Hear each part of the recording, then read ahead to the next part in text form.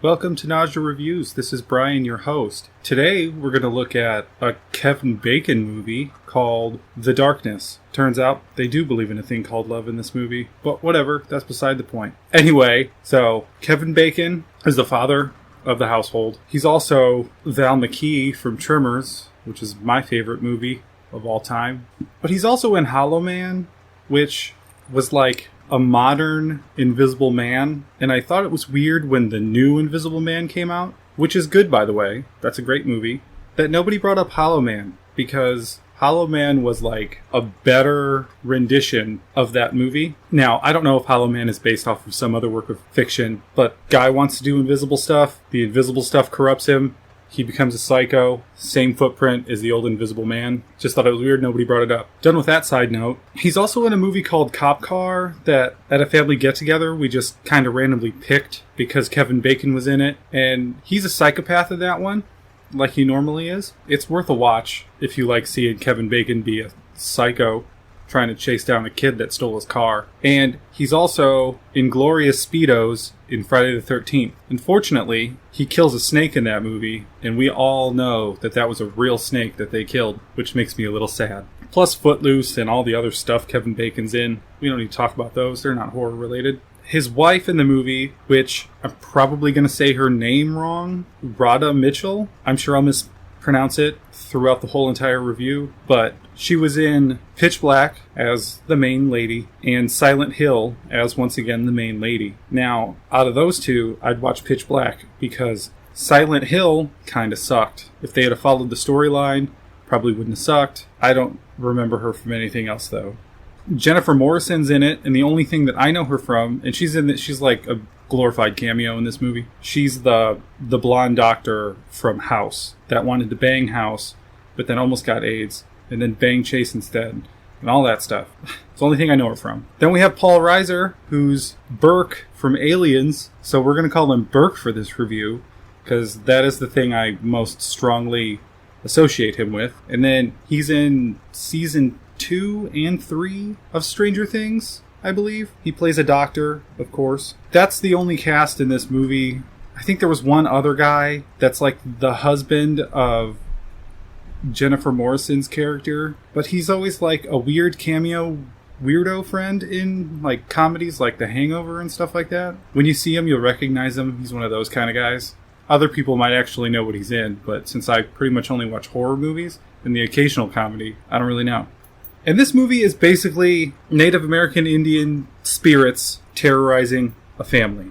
And this movie needed at least another half an hour of runtime to do everything they wanted to do properly, in my opinion. I mean, I'm not sure if that would be enough time, because they try to cram a lot in this movie. I'll explain what I mean later. So from like an objective standpoint, this movie, the framework is good, the acting is good, the execution has some problems. They're trying to tie autism in with hauntings, since people on the spectrum tend to do odd things or react oddly. I feel like it's a good premise, and I feel like they treat autism in this movie more respectfully than most of the time autism's in a movie or TV show. They'll play it for laughs in other things. This movie they didn't.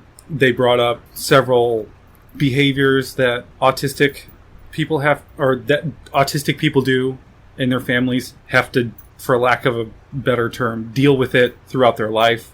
They hit on stuff like that, which is great. And it's a good premise because they're already acting off, so a ghost or something could possess them, and you wouldn't notice at first, and it could crumble your life. The problem with this movie is they didn't go the subtle route. With all of the family drama that is in this movie that needed to be explored longer or set up better, a subtle haunting that tears the family apart would be more appropriate than what we have here, which is a couple of subtle things happen and then big stuff happens. Like, you're not denying this, even from a viewer standpoint, not just the characters in the movie. They show you things they shouldn't be showing you. Now, if we bring in Poltergeist as a reference, because that's a great movie. The thing about Poltergeist is the family was doing fine. Happy family. Nothing horrific going on within the family unit. And then the ghost just subtly do things and subtle and subtle and subtle and subtle until they ramp up, and then some girl is in a ghost dimension. So you get to know the family, and then the subtle things happen, so you know things are going on. And then once we know the family, that's when the scares and the ghosts attack. Now we're invested in this family, and bam. This movie was like, hey, we're going to give every single family member some sort of ginormous issue that takes therapy and years to overcome. So it's already a tense household, and then they go from a couple of jump scares to not full on, but like, how can I say this? They went from 1 to 7 to 11 instead of slowly ramping up to 11. And it kind of doesn't work in this movie because you have no breathing time to reassess anything, because family drama, creepy stuff, family drama, creepy stuff, family drama, one little bright spot, and full-bore ghost haunting thing. It just doesn't really work. And you don't care about these characters because you just get one hint with each of their problems right at the beginning of the movie, and then in a scene or two per character deals with those problems in certain ways. It needed more time. If they would have gave more time and the hauntings didn't start as soon as they did or ramped up as fast as they did, then maybe we could have had a good movie on our hands. Like I said, the framework and the premise is good. We just needed more human interaction. It didn't have to be an hour and a half haunted house movie. It could have been like an hour and 45 or 2 hour long horror story about this family that's in a bad way that gets haunted, and through the haunting they learn to reconcile the past to help with them in the future. Which this movie says things like that, but it doesn't earn those things. It's shallow. And it's really annoying because I like Kevin Bacon. Raha, or however you say her name, is pretty good in this. I mean, I've only seen her in 2 other things where she was on drugs in one and looking for a daughter in the other. One was in a desert wasteland with flying death monsters, and the other one was in a burning town of death monsters. But she does pretty good in here. The writing is pretty shit in some situations, so it's probably a little bit below average. For a Blumhouse movie, it's pretty good, because Blumhouse has 0s or 1s and 9s. It's either or. There's hardly any in the middle that are just like, okay. This one's like slightly... This one's story is better until the end. The end is stupid. The story's better, but since Blumhouse only gives everybody like $5 million to make a movie, they should have rewrote it to make the family not have all this drama going on, so we could get to know them, and then they get haunted and we can feel bad. The parents have issues that makes us not really like them, and there's not enough time in the movie to win us back over on their side. That's the problem. They didn't give enough time for that, so they shouldn't have set that up in the first place, because it doesn't really add a whole lot to the story. It just makes there be no time for you to calm down to get ready for the next scary part, air quotes. And that's pretty much all I have to say about that, as least spoilery as I could make it. And even at the end of the review, after the overview, I don't think I'll have anything else to add. I might reiterate a few things or give examples, but yeah, I wouldn't like change anything around. I would just add to scenes, or at least add new scenes. There is some things I would cut out. There's this one thing where they could have cut out most of the times it was brought up and give them more time to flesh out the characters, but they didn't do that because they thought we were stupid, couldn't figure it out. I'll explain that way later. So this is one of those times where, me personally, when I first watched this movie, I'm like, are they trying to rip off Poltergeist? What's going on here? Because it's the same suburban house, things happen, something I can't say yet happens, but me saying it's like Poltergeist probably spoils it a little bit. They repeat things too much. There was another dumb decision that I'll bring up later that's really confusing for no reason. Oh, and they set some stuff up and then we never get the payoff for that. It's weird. It's like, you could have had less things if you couldn't film those things. There was no reason. It could have been... In this movie, there's more than one entity, kind of like Poltergeist. But if they couldn't come up with enough money to show them all off in the way that they show them in this movie, why wouldn't you, like, reduce the number to, like, by 2? So you could show all of the things you wanted to show. Or all the things that we needed to see. I don't know, it's weird. The movie looks good, though. I don't have any problem with how it's shot, or anything like that. So it's like a, if you're bored, and you just need to watch something kind of movie. It's not one that I would say, oh, search it out. It's great. It's got too many jump scares that are fake. Nothing happens after them. It's just, we're over. Some of the stuff in here, pretty creepy. Not gonna lie. A couple of scenes I really liked. So, with that ginormous ramble over, we're going on to the overview, so spoilers ahead. We open up at the Grand Canyon. Family is with one of their friends. Two families are camping in the Grand Canyon area. This is where we get the guy that was in the comedies. He's the husband of the other couple, and Jennifer Morris is the wife of this guy. So then we have Radha, who's named Brawny in this, which is a weird name to me, so we're just going to go with Radha. Her husband, Kevin Bacon, who's named Peter, but we're going with Kevin. Their daughter, who's teenaged. I think she's around 16 in this movie. Maybe 15, because they bring up car stuff, like, can I go get my license type stuff in one scene. And their probably 14 or 15-year-old autistic son, Mike. In the friendly banter between the family, we learn that Radha probably she's probably a recovering alcoholic because they try to do a toast and then she declines. The kids get bored and want to go explore. By the way, the other family that's only in this beginning scene has a son that's closely aged to their daughter. So they run off and explore. We get told that Mike doesn't get scared like normal people, which comes back later kind of for no reason. Then they leave Mike alone. I don't know why they keep leaving this autistic kid alone that could literally just pick a direction and start walking if he saw something he was interested in. They do that a lot in this movie. I wouldn't leave a non-autistic kid alone as much as they leave this autistic kid alone. In public, at home it's fine, I don't care about that. But he's looking at a watch, drops the watch, goes to reach for it, falls into a cavern. We see some creepy cave paintings and these stones with markings on them on like this altar. So obviously somebody's got to take those rocks. Now we see Radha taking pictures and she notices that Kevin Bacon was lost and Jennifer's character went to go find him. And on my first watch of this movie, when I was barely paying attention, even then I was like, so he's an adulterer now? Okay. Because that's just the vibe the scene came up. The scene doesn't even really make sense. And in this movie, they're really bad at telling you like time, like how much time has passed. No character has said, you've been gone for 10 minutes or anything like that. So it's like, he could have been gone for an hour. He could have been gone for a minute. We don't know. They don't tell us. It makes it seem kind of hollow that he might have an affair in the middle of the Grand Canyon with the friends around.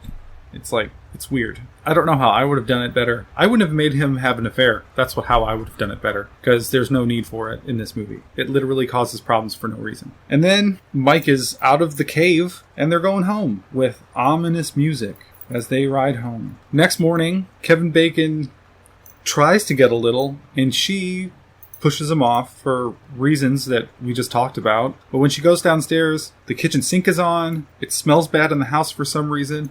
And their neighbor's dog is being very, very barky, which I guess is something that he didn't do before, but we didn't get to see that. Mike's staring at the wall in his room. He says Jenny, his new friend, is the one that turned on the sink. So it's like Amityville Horror now? Is this supposed to be the Jody?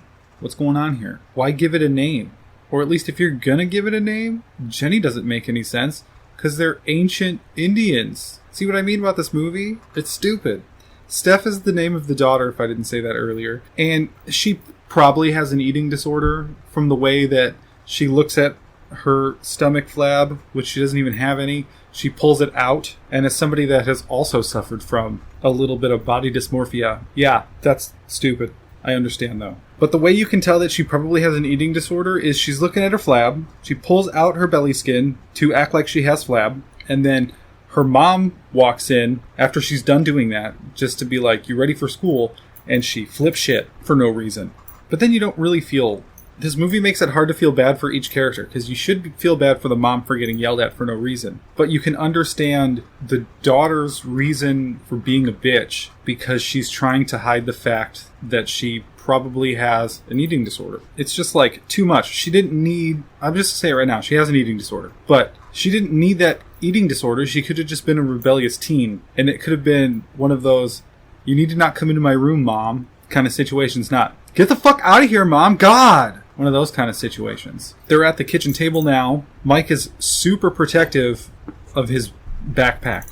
That's like his new thing, because there's rocks in it that he stole from the Grand Canyon. But we don't know that until like way, way later in the movie. As if that wasn't blatantly obvious by showing us the stones. They should have just not shown us the stones in the first place and just showed the painting so there could be a little mystery at the very least. Stephanie leaves without eating. She grabs a Diet Coke. Once again, definitely 100% an eating disorder. So now it's just Radha and Mike at home playing. And they're playing hide and seek, and he hides under a sheet, which is a really bad hiding place because he's a bubble of sheet. They're having a good time. It's fun. Then they're at the grocery store, and she leaves him alone, where she's looking at something, and he walks away, and he gets some balloons, and it says Bon Voyage, which is probably supposed to mean something for this movie. Kinda does, but it really doesn't. Didn't need to happen. Doesn't add anything. When they get home, she hears some odd sounds in the attic, so she goes up in the attic, and there's creepy sounds, and it's scary. And then something walks behind the camera behind her. But it's just Mike jump scaring her. And then we move on to Kevin at work. He's super busy. Now, I never figured out what he did. He's either like an architect or like a designer of some description. Maybe, probably, sorta. But he's getting slammed at work. It's like his biggest contract ever. Burke comes in, who is his boss, and he's giving him a new assistant. And she's a young, right out of university assistant. We're back in the home now, and there's a little bit of drama between the wife and Kevin.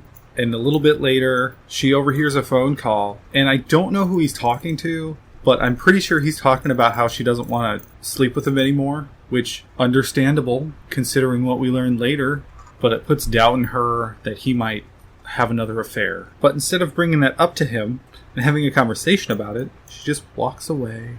We move on to Steph's room where she's in the shower. She hears a noise or something or sees a light. She leaves the shower and there's handprints all over her mirror. She accuses Mike.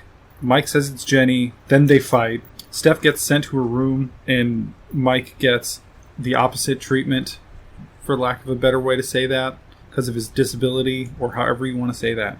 Kevin goes into Steph's room and she drops the real shit. Like, you're looking over signs of horribleness and you're punishing me when I don't deserve to be punished, which she brings up how Mike's getting creepier and creepier. True fact, he is, I guess, but we never saw him really before he was being creepy, so it's hard to tell because they should have added some stuff onto this movie. It's later that night. Steph wakes up in the middle of the night because of a sound. She sees soot handprints, or black handprints, but it looks like soot, on her blanket. So that makes her get up. And she is an asshole. She drinks straight from the milk carton in the middle of the night, like a dick. Then we get another jump scare of a reflection in the microwave window. And the next morning, the parents wake up and she's at the foot of the bed sleeping. And they're like, what the hell? And she's like, creep myself out, so I slept in here. Should be a fucking mega giveaway that something's going down. If your teenage rebel, I hate you guys daughter is going to sleep at the foot of your bed because she's scared, you should probably try to figure out what's going on. Then Kevin talks to the neighbor about the dog. He's a dick. Kevin's just trying to be like amicable, but the other guy's a dick. This is where we see that Steph is bulimic. Radha catches her. Kevin's coming home. There's a crow on the car that he doesn't know how it's there. The Radha and Steph are fighting, like not yell fighting, like fighting. Everything calms down. Kevin Bacon talks it out with Radha and then talks it out with Steph, and then they're at the doctor's office. This is where she brings up the car thing. But this is one of those things in this movie. They brought up bulimia, and then they take her to the doctor's office, and now she's not bulimic anymore. The problem with this movie is they say a lot of things that they're doing, but they don't show a lot of things that they're doing, and that's where they needed that extra space. I would have taken a 2-hour movie if they would have expanded on some of the things they said. It would have made the movie better. Would have cared about any of these characters beyond the fact that I like the actor or actress that's playing them. After the doctor's office, they take Mike to Radha's grandma's house to focus on Steph. This is what I was just saying. I jumped ahead. They say that they're doing this to focus on Steph. The only problem is they never ever once show them focusing on Steph or how she's getting better or anything like that. Well, at grandma's house, the sink turns on after Mike goes to pet the cat that is growling at him in the other room. Sink turns on. door closes, random rattlesnake on the counter, and then you hear some cat sounds, and Mike is trying to kill the cat. Now, I don't care if you're that old, how do you try to kill a cat? The sounds the cat were making, he had the cat in his hands. Like, they weren't the cat's cornered sounds. I have cats. Seen a lot of things about cats. It was a, I have this cat in my hand situation. How do you almost kill it? Stupid Native American spirits possessing a autistic kid. How? How do you not kill the cat? But they make a point to it later that tried to kill the cat, didn't kill the cat. Kevin's in denial that Mike would do anything like that. They're home. It's like the next day. We shoot through days a lot in this movie. Radha sees Mike hiding the same way he was hiding when they played hide and seek earlier. When she gets to the blanket to touch it, it deflates. So that's pretty creepy. It was kind of telegraphed, but it was kind of creepy at the same time. I like that part. But Mike sets a random fire in his room. Kevin is finally breaking down. He's talking about how he can deal with the sounds, the toys, all the things, but he's dangerous and they need to do something about it. He's not advocating getting rid of the kid, but they have to figure out how to do something about this. Then it basically tells us the black spot on the wall is haunted from where the fire was. Kevin calls the new girl. He needs help because they're slammed at work. The doors are open in the house. He hears a sound goes down. Then Gamera jump scares us because the TV randomly turns on and it's the first Gamera movie, which sounds terrible. Mike's playing with the rocks in front of the burnt spot. He's putting them in the orientation that he found them in on the altar. Radha's in the bath now, trying to de-stress, but we see a figure behind her because scary movie with ghosts in it. Radha and Kevin talk. Radha doesn't understand how Mike even got the matches. Kevin's making excuses on how he could have got the matches. Well, he's rationalizing how he could have got the matches because he doesn't believe in spirits or anything. And Radha's like, they might be real. She probably should have told him about how the cover's deflated, but she never brings that up once ever. That might get you to get him to understand where you're coming from better. But important information's useless because this household doesn't know how to communicate at all whatsoever.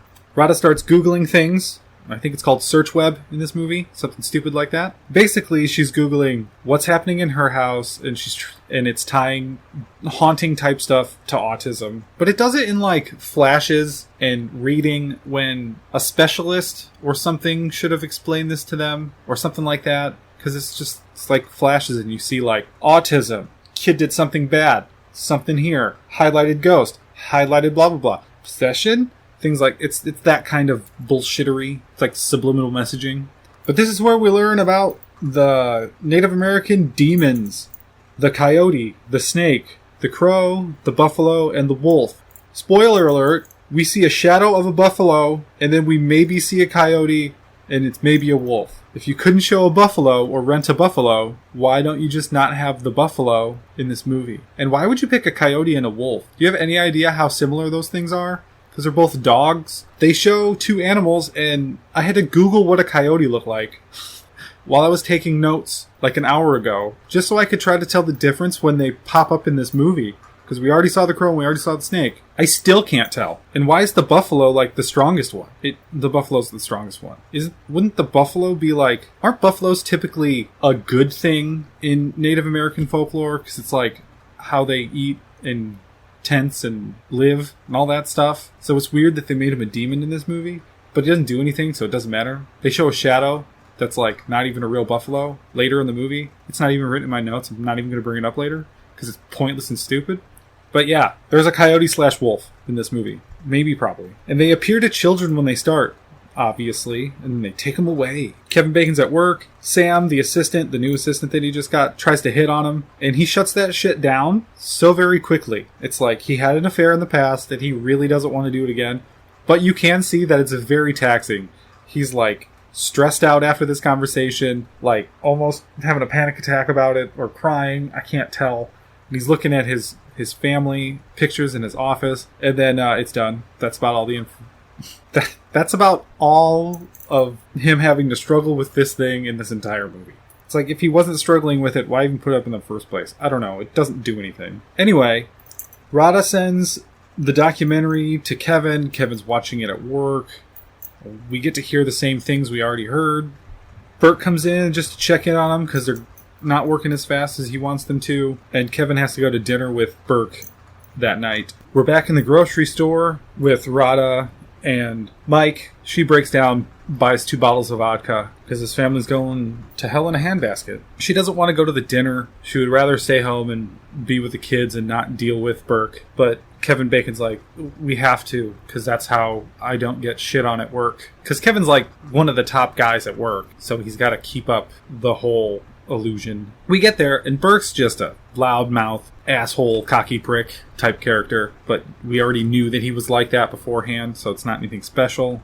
Burke's wife, Wendy, conveniently knows of a psychic spiritual healer that knows about Native American prophecies. That seems pretty convenient to me. We cut back to the house. Steph is listening to music, reading a book, so she doesn't notice when Mike just walks away and is apparently being told to do something because he says okay in compliance to the nothing. It's just he's staring off. But we learn that Burke and Wendy's son, was really, really sick, and this healer might have helped. Rada starts going into their family problems, and then the dinner's over, and then they're having a fight, which I understand. I understand why both of them were upset in this fight. Rada was trying to talk to Wendy about how to deal with problems in the household, and on Kevin Bacon's side, to his boss, it made him look like he didn't know how to take care of business, if you know what I mean. That kind of argument or way of thinking. But Wendy was trying to talk about their sick kid, so I don't see what the big deal is. Like, literally, Wendy and Rada should have went to the bar to get a drink to talk about it, and they could have done this instead of the stupid Google scene to give us our information. Because she did a thing on Indian prophecies, so she could have heard about some of the stuff about the Grand Canyon. It could have worked out a lot better. Then we could have cut out the stupid Google scene that we saw twice. Mike is kind of missing when they get home from the dinner. Kevin is looking at the burnt wall, and then Mike jump scares out, and he's got soot on his hands like he was touching the wall. There's a handprint on his neck with soot. And then he spits up black stuff in this scene, but in the next scene when they're cleaning it up, it's blood. And he says something about the blue star is close now, which means nothing, basically. I mean, us as viewers know what it means. It means the climax of the movie. But he's naming people like Jenny and shit, so it, like, doesn't fit. He needed to think of, like, more Native American words, and then they could be like, I don't know what that means, type of thing. And they wouldn't know. The documentary thing they read said the name of 2 tribes, and that's it. He could have been speaking Native American, or an approximation of it for the movie. Or something like that. Or just made up their own weird language, because they're demons anyway. Then it's later that night. Rada sees a picture frame on the ground. She picks it up, and it's the pictures from the Grand Canyon with all of them in it, and all their faces are burned out. Then we see a coyote/wolf. I'm gonna guess it's a coyote, but that's just because of the hierarchy of animals would dictate that the coyote would come first. She walks into Mike's room. He's sitting in front of the burn spot, and you can see like a shimmer on it, like it's a window, and she's like, where are the entities you're talking about? And Mike's like, behind you. And they're behind her, and then it's a dream. She wakes up from a dream. But it was still a bad omen because the neighbor's dog comes in and attacks Steph. She gets her arm a little bit shredded by this dog. While they're at the doctor's office, Rada and Kevin start talking. The doors were locked, so how did the dog get in? How were the doors open for the dog to get in? And why was Mike in the room while the dog attacked? So Rada's trying to put things together, and Kevin is still trying to rationalize. The dog goes to the pound. But then we see in Mike's room, smoke is coming from the burned spot. It's like CGI gaseous smoke. He's placing the rocks, but he's saying the animals attributed to them because we need to hear which animals they are again, because we're fucking stupid. Then these CGI black hands come from the burned mark. They're just like, we're breaking through type of situation. Kevin and Rada talk. Again, he confronts her about the booze. She confronts him about the infidelity. Nothing gets resolved because they came at it aggressively instead of not aggressively. Kevin's leaving, and he's trying to ask for some time off to deal with the family stuff, but this gets Burke to open up about his sick son. He was really sick, gonna die. They called this healer. In about a month or two, he was back to 100%. So he's like, you should definitely 100% call this healer person. I'm an asshole, but it worked. The demons start manifesting around Mike, like under the sheets, like the hide and seek thing, and then they go to standing up. We cut to Steph's room, and she sees a handprint appear on her wall, and then like 1,000 handprints appear right in front of her. We see a demon thing come in, and then we see a whole bunch of handprints on her. Like, they're around her mouth so she can't yell, they're around her neck so she's being choked, they're around her arms so she's being restrained to the bed. That kind of situation. And then a coyote wolf, because it shows it again, but I couldn't tell if it was a different animal or not. Kevin Bacon sees the coyote wolf. Radha is looking at the pictures from the vacation from the beginning of the movie. She sees a figure in one of the pictures. Kevin sees a shadow hand coming out of the burn mark now. Oh, before all that, Kevin goes and saves Steph from being choked to death. They go into Mike's bathroom, and there's a blood painting of the animals again. So they go to a hotel, because fuck yeah, hotel. Screw that house for now. In this one slow period of the movie, Radha forgives Kevin for the affair, and then they're all a unit. See, like, she's not an alcoholic anymore because she forgave him, and he's helping. He didn't do any affairs in this movie, and then he got forgiven for the old one. The daughter was bulimic, and then she got caught in, like, the next scene, and then she went to the doctor and got fixed. Now all they have to do is fix the demons messing with their autistic kid, and they're back to before they went on vacation. Well, they're better off because of the forgiveness and whatnot. But it's like, there needed to be more time to do that. It just like, boom, boom, boom, boom, boom, done. I mean, obviously, Mike can't be fixed until the end of the movie because he's the reason there's a movie. Radha goes and talks to Wendy. They get the healer to the house. We're in the home stretch now. The healer's at the house. It's an old woman named Teresa. Has a granddaughter with her named Gabrielle, because always has to be like that. She speaks Spanish. Gabrielle has to translate. And Gabrielle's a sassy bitch in this movie. So they're explaining the stupid wolves again. The wolf, the coyote, the snake, and the buffalo again. We get it. Holy shit. Stop telling us this. This is why this movie is bad. This is why, it might not be why this movie is bad, but this is why this movie will never be good. Then they start exorcising the demons. And they're like, she says a prayer, Teresa does, and then Gabrielle flicks like incense with a feather, and it dispels the evil. And there's a pretty tense scene where they get glass shattered into them, and these demons are really strong, and they're struggling, but they finally put them down. Seal them off. Except Mike is in the demon dimension from the portal in his room, and he's putting the rocks on the altar, and or is he? No, he's not. I jumped ahead. I'm sorry. They're going to take the kid and come through. Then Kevin goes into the room. He goes into the demon portal, and he's like, trade me so my kid cannot be taken by you guys. And the trade is accepted. But Mike's like, I'm going to put these rocks on this pedestal, or this altar, and he starts to put them on. And one of the demons blows him away with, like, force push. And then he's like, I'm not scared, Dad. I'm going to do it. And then he puts all the rocks on, seals the demons. They get out of the demon dimension, and it's a happy ending. So like I said, he's not scared in the first part of the movie. He's not scared at the end, which had, like, no reason to be said. It was pointless and brought up. But that's the end of the movie. Definitely not the worst movie I've ever seen. It's definitely not the worst Blumhouse movie I've ever seen. But I can't really recommend it. You can see everything coming. They don't set up things subtly enough, and they don't explore them in depth enough once it gets to that point. I pretty much complained as I went along about the things I would have changed, so I don't really have anything to say at the end here.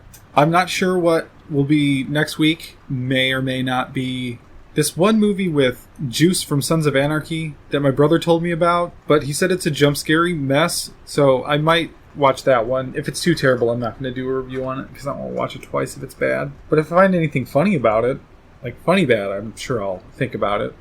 But other than that, maybe one of the Planet of the Apes movies I've never seen.